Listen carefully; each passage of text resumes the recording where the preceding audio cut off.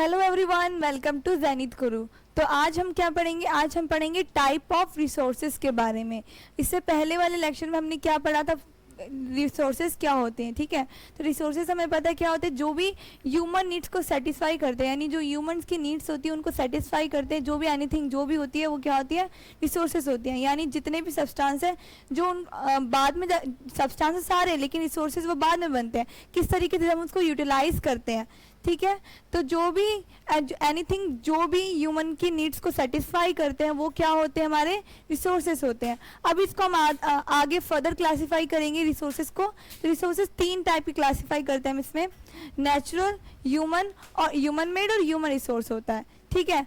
अब देखो human resource कैसे हो सकता है? जैसे ह्यूमन जो है, ह्यूमन इस तरीके से रिसोर्स हो सकता है जैसे उनके आइडियाज़, ठीक है, जो उनके इन्वेंशंस हो रहे हैं, उनकी नॉलेज क्या है, तो वो क्या हो गया हमारे लिए? ह्यूमन रिसोर्स हो चुका है, ठीक है। अब जैसे ह्यूमन में जो ह्यूमन ने टेक्नोलॉजी को यूज़ करके उसको रिसोर्स बनाया, तो वो क्या हो गया? हमारा ह्यूमन मेड रिसोर्स हो गया। फिर देखते हैं नेचुरल रिसोर्स। तो नेचुरल रिसोर्स क्या होता है? जो नेचुरली जो हमें नेचुरली मिला, यानी गॉड गिफ्टेड है, ठीक है। जो जैसे वाटर, सॉइल, ठीक है, ये सारी क्या है? हमारी नेचुरल रिसोर्सेज है। एयर, ये सब चीज़ें हमारी नेचुरल रिसोर्सेज हैं। अब देखो हम पढ़ेंगे इसमें, आज के लेक्चर में हम पढ़ेंगे नेचुरल रिसोर्सेज क्या होता है, ठीक है। तो जो भी रिसोर्सेज क्या होते हैं जो हमें नेचर से मिलती है, the resources that are drawn from nature and use without much modification are called natural resources. Many of these resources are free gift of nature and can be use directly. In some case, tool technology may be needed to use the natural resources in the best possible way.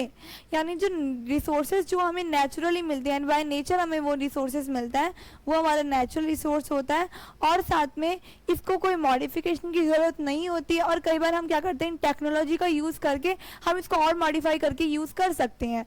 तो जैसे कि wind energy, ठीक है, solar energy, ये सारी use होती है। जो ये सब किस लिए यूज़ है? जैसे कि हम अगर देखे जाए तो जो सोलर एनर्जी वो हम इलेक्ट्रिसिटी के लिए यूज़ करते हैं, राइट। तो इसी तरीके से हम पढ़ेंगे कि नेचुरल रिसोर्सेज को आगे और फर्दर क्लासिफाई किया गया, renewable and non renewable resources. अब देखो रिन्यूएबल रिसोर्सेज क्या होते हैं? जो कि बार बार रिन्यू हो सकते हैं, रिप्लेनिश हो सकते हैं, बट जो नॉन रिन्यूएबल होते हैं उनको बनने में बहुत साल लग जाते हैं, ठीक है। जो रिन्यूएबल होते हैं वो हमारे वास्ट क्वांटिटी में होते हैं, बहुत सारे होते हैं, ठीक है, हम उसको कितना मर्जी यूज़ कर सकते हैं। तो वो क्या होता है? हमारा रिन्यूएबल रिसोर्सेज होता है। Renewable resources are those which get renewed or replenished quickly. Some of these are unlimited, are not affected by the human activities such as solar and wind energy. जैसे हम सोलर और wind energy को use करते हैं electricity के लिए, ठीक है। तो वैसे जो रिन्यूएबल रिसोर्सेज है वो क्या होते हैं? रिन्यूड हो जाते हैं, अपने आप ही रिप्लेनिश हो जाते हैं क्विकली। उसको टाइम नहीं इतना ज़्यादा वक्त नहीं लगता है उसको दोबारा बनाए। जैसे कि मैंने अभी बताया कि सोलर, जैसे हीट एनर्जी जो हमें मिलती है सन से, जो रेज मिलती है, उन्हीं से हमारी जो सोलर एनर्जी बनती है। तो ये क्या हो गया? हमारा रिन्यूएबल रिसोर्सेज हो गया। लेकिन जैसे कि वाटर, सॉइल, ये सब भी रिन्यूएबल रिसोर्सेज, लेकिन जो वाटर वगैरह है वो हम लोग इतने ज़्यादा क्वान्टिटी में यूज़ कर रहे हैं, ठीक है। तो इससे क्या हो रहा है? वाटर की जो स्कार्सिटी होने के चांसेस है, क्योंकि अगर देखा जाए ड्राई सीजन में क्या होता है, वाटर सूखने लगता है, ठीक है। तो पानी खत्म होने चांसेस होते हैं पॉल्यूशन के कारण। तो वाटर पॉल्यूशन के कारण तो वाटर में पॉल्यूट हो जाए, जो वाटर है उसमें वो वाटर पॉल्यूट हो सकता है ना। तो इस तरीके से हम वाटर को भी क्या कर रहे हैं? वाटर हमारे लिए रिन्यूएबल रिसोर्सेज है, लेकिन हम इसको एक्सेस यूज़ कर रहे हैं बिना कोई सोचे समझे हम इसको ज़्यादा यूज़ कर रहे हैं। जैसे हम वेस्ट भी करते हैं वाटर का। अब आजकल क्या आ रहा है, सेव वाटर की चीज़ें बहुत आ रही है कि क्लीन वाटर होना चाहिए, हमें वाटर को सेव करना चाहिए। तो ये कितनी सारी स्लोगन्स वगैरह आती है। तो ये हमारा क्या होता है? रिन्यूएबल रिसोर्सेज आते हैं। तो रिन्यूएबल रिसोर्स के एग्जांपल्स क्या हो गए? सॉइल, वाटर, फॉरेस्ट, ये सारे क्या है? रिन्यूएबल रिसोर्सेज हैं। फिर पढ़ते हैं हम नॉन रिन्यूएबल रिसोर्सेज।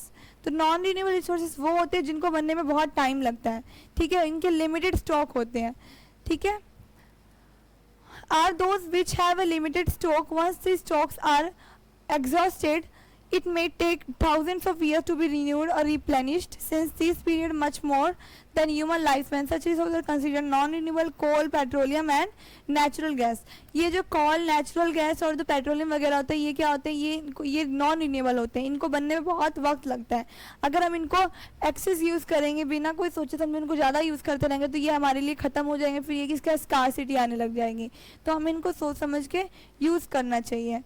तो ये हमारे क्या होते हैं, नॉन रिन्यूएबल रिसोर्सेज होते हैं। अभी हमने क्या पढ़ा कि आज हमने क्या पढ़ा, हमने देखा कि रिसोर्सेज कितने होते हैं, तीन, इसको क्लासिफाई किया तीन टाइप में, जैसे कि first natural, human made and human resource.